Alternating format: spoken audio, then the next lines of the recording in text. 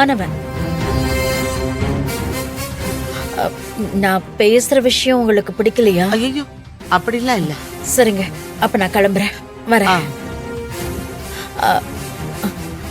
அப்புறம் ஒரு முக்கியமான விஷயம், நீங்க இப்படியே யோசிச்சுக்கிட்டே இருந்தீங்கன்னா அந்த பணப்பேங்க கிட்ட என் புள்ள மாட்டிக்கிட்ட மாதிரி உங்க பொண்ணும் மாட்டிக்கிட்டு கஷ்டப்படுவா. பாத்துக்கோங்க, வரேங்க.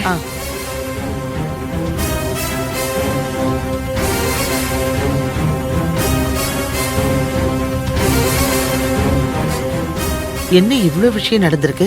அந்த கயல் குடும்பம் நம்ம கிட்ட எதுவுமே சொல்லலையே.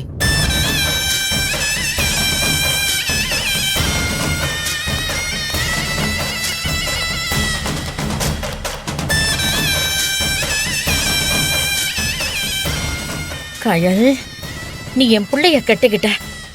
ஆனா அடுத்தடுத்து உன் தம்பி தங்கச்சிங்க வாழ்க்கைன்னு ஒண்ணு இருக்குல்ல, அத நான் கெடுக்கிறேன்டி. உன்னை கதற விடுறேன்.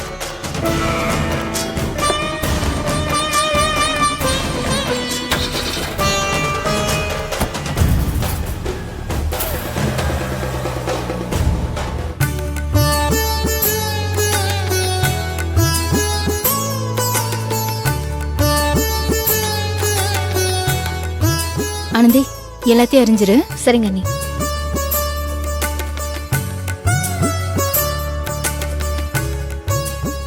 என்னங்க? மாப்பிளையும் கையிலும் வெளியில போயிட்டு பசியோட வருவாங்க, சீக்கிரம் சமைக்கணும். தானங்க இருக்கேன். ஆஹா, சரி சீக்கிரம் சமை. அதோ ரெடி ஆயிடு. மா, சொல்லுமா. உட்காரு. நானா?